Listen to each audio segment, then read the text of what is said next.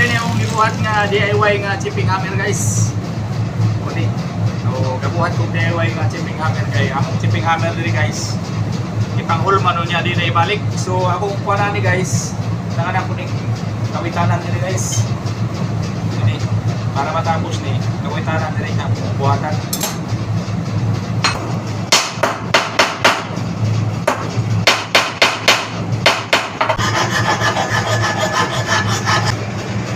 Guys, ayan na guys.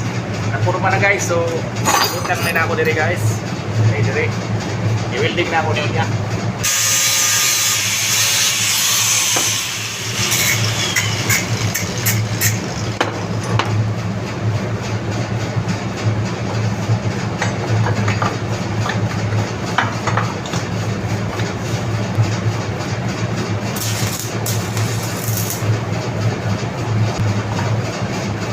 Guys, nataking na, so i-align na lang na ako nito tapos i-full.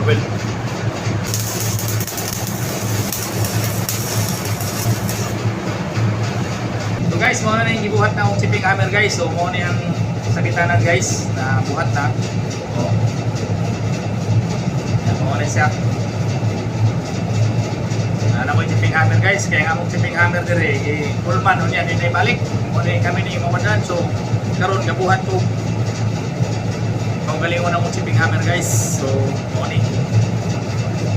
So, pinturahan na lang ni guys.